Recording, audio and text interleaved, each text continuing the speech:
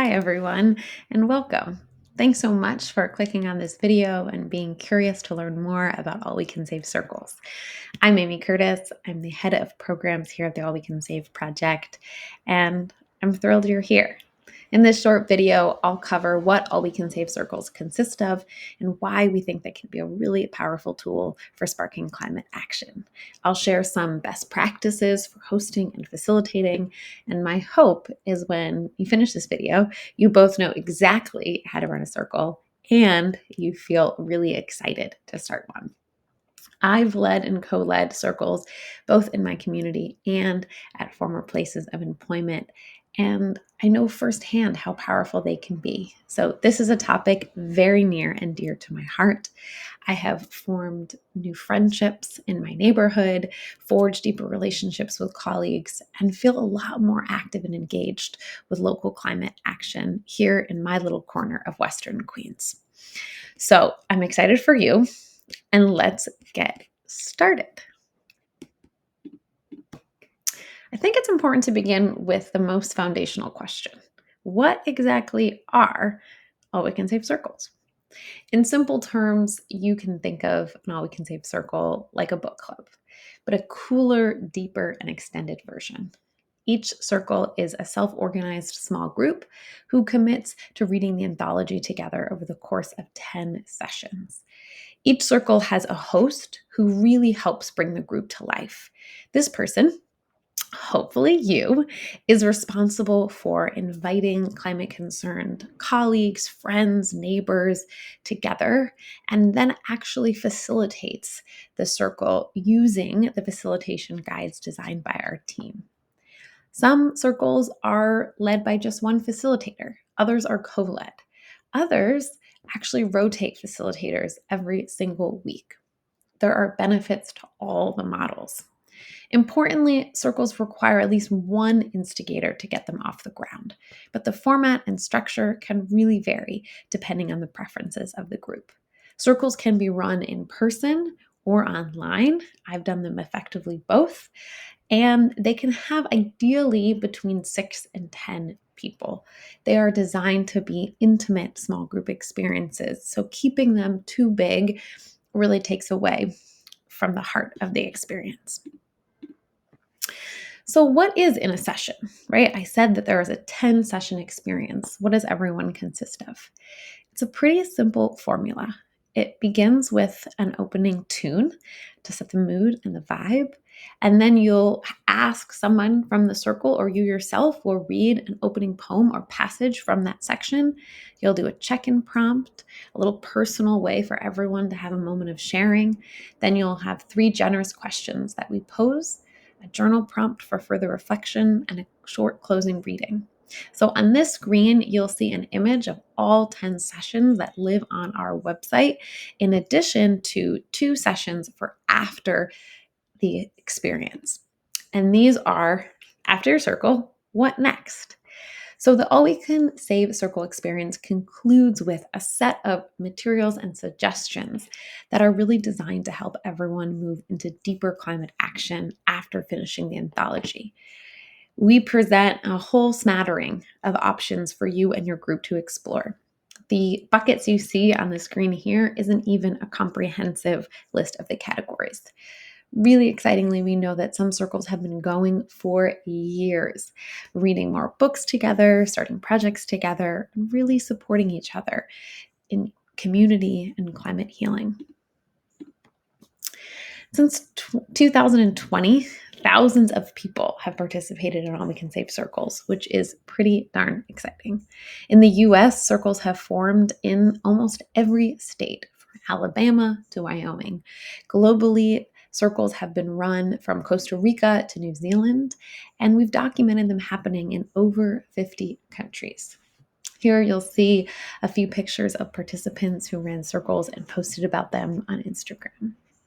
These photos and statistics feel particularly exciting to us because when the project's executive director and the designer of Circles, Dr. Catherine Wilkinson, designed Circles as a free and open source resource, she hoped that the All We Can Save anthology wouldn't just be a reflection of the community rising to meet the moment, but also a means to nurture and grow it. Which leads us to the why. Why do we design circles, and why do they think they could be a powerful tool? Above all, circles create an invitation to have meaningful dialogue about the climate crisis. Even if you feel you're constantly talking about climate change and singing about climate change from the rooftops, unfortunately, talking about climate change is not a widespread phenomenon. According to a Yale study from the Climate Communications Program, only 37% of Americans say they discuss global warming, either occasionally or often with family or friends. Most people, 63%, say they rarely or never discuss it.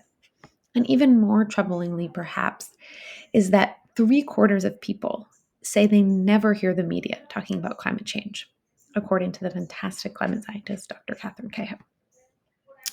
So if we're not talking about climate change or hearing about it, then it's unlikely that we're engaging meaningfully around it or putting it on the agenda of folks who can enact even more meaningful change. So circles really aim to create space to turn our collective attention to the climate crisis. Because in the words of Adrienne Maree Brown, one of the essayists in the anthology, what we pay attention to grows. And the beautiful thing is that having these heart-forward conversations week after week cultivates a really deep sense of community. 89% of people who engaged in an All We Can Save circle reported feeling a deep sense of community within it. And yes, community can be a hackneyed and overused word, but we know that caring about and feeling invested in the people and the places we spend our time is vital to our health as well as our planetary health. And to that end, 90% of people who participated in this circle who are feeling that deep sense of community also indicated and reported that they took climate action as a result of the experience. So let's say you're listening and you're thinking, yes, I would love to start a circle. Let's get into a little bit more of the tactics of how to do that. When beginning a circle, I think the most important thing to consider is your why. As the artful gatherer, Priya Parker, teaches us, any good gathering begins with a purpose. And if the purpose of hosting a circle feels universal based on what I just shared with you, I encourage you to think about your specific purpose. You may, for example, be interested in starting a circle with your neighbors as a precursor to hyper-local climate action. Or perhaps you're feeling isolated from your less climate concerned friends, and you want to start a circle as a space for people really processing, those who really get it. We've seen an incredibly wide array of circles form within these last few years, everywhere from high school eco clubs to artist collections to circles amongst foundation leaders. Thinking about your specific purpose will help you determine who you invite to your circle and how best to frame it when inviting folks to join. And I did want to take just a quick moment to speak directly to anyone on this call who's thinking, I think I might have a professional purpose and want to bring climate circles into my workplace. If you're looking to help your organization take more meaningful climate action or make your job feel more like a climate job, we encourage you to engage with circles at work, which we designed in partnership with our friends at Drawdown Labs. This version of circles is specific to the workplace, and it contains extra prompts to help imagine how the organizations we're part of might shift into deeper alignment with a livable future. So when you're going through those 10 sessions that I share with you at the beginning of this video, each one has a discrete section that's focused on organizations, climate at work. So if you're going through the sessions, you'll just want to make sure you cover that section. There is also a discrete place for circles at work participants to go deeper with what next resources. So you'll see a what next for a traditional circle, and then you'll see a what next for circles at work. At their core, whether with colleagues or friends, circles are about connecting with others through generous, inclusive, and open dialogue.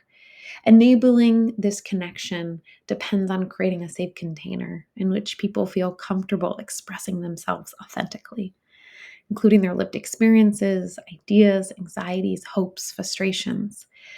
So, building a shared sense of acceptance and trust is really critical. That's why facilitation is a vital role for circle leads. Some of you on this call are likely seasoned facilitators with a lot to teach us about how to hold space for connection. But we designed circles to be accessible even for first time facilitators. So if you're listening and you don't feel like a facilitator, this program is for you. We invite you in warmly. But if you do want some additional facilitation support, we've created a list of facilitator tips, which you can find on our website. These are tips to help you know how to hold space a little bit more effectively, especially when navigating emotionally complex conversations. Once you know your purpose and you feel equipped to facilitate, you're really ready to begin. And the next step is for you to sign up right on our website. When you click sign up to host a circle, you'll get a series of emails dripped into your inbox. These have additional advice, resources for facilitation, and guides for how to start. Basically, you can think of them as an in your inbox guide to the whole process. So, okay, you're ready to start. You signed up and you're thinking, well, what are the next steps that I have to do? Like a little teaser, the 3 things you're going to do first are choose your location and session rhythms. This means you're going to want to decide, is my circle going to be online or in person? You can run circles right from your living room. I've run a circle in a local cafe in my neighborhood, and I co-led a circle in partnership with a really special plastic-free shop, one neighborhood over. All great places to start circles. If your community feels fragmented in different parts of the country or the world, you can also host circles online. I love a good in-person community, and yet I've run a successful circle online, and sometimes that's what's best for the group you want to cultivate. You also need to think about session rhythms. So circles are really designed to be either once a week or every other week. We think once you get beyond every other week, circles can lose some of their density. That said, we've heard really successful circles run on a monthly cadence, and sometimes that's necessary depending on the needs of your group. Next, you're going to invite people to join your circle. As I said earlier, the ideal size is between 6 to 10 people. So think about who you want to invite. I have found there's always a little bit of attrition when running circles, so I might encourage you to invite a couple more folks than you think you can actually hold space for. But again, you don't want your circle to be 15, 20, 25 people because the whole group experience is really meant to be small and intimate. So once you have your location, you know your rhythms, you've got your folks, you're just going to want to prepare to facilitate. So you're going to review the facilitator guide, which covers how you want to go about the first session. Begin. It's honestly pretty simple. The key next step, of course, is signing up to host a circle in your community. Again, you'll see that right on our website. If you have questions, email us at info@allwecansave.earth, and someone on our team is more than happy to support you. And if you don't already, small plug, so follow us on social media and subscribe to our newsletter. Here you'll find project updates, team musings, and bits of inspiration in the form of art and poetry. To close out, I'm going to read a passage from All We Can Save. It's an excerpt from Collards Are Just as Good as Kale by Heather McNear Toney. She was the first African American mayor of Greenville, North Carolina, and a former EPA regional administrator.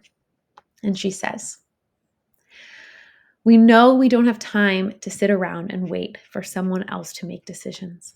Instead, we are finding ways in our communities to affect change. We are sitting on sustainability boards and commissions, studying the science, galvanizing our friends and neighbors, and teaching Sunday school classes.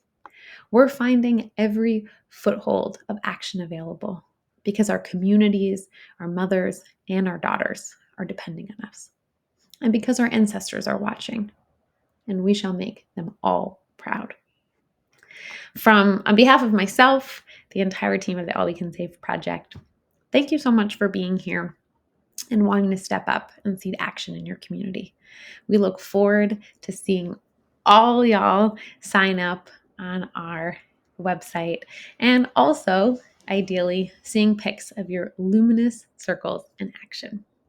Thank you so much. Enjoy the rest of your day and talk soon.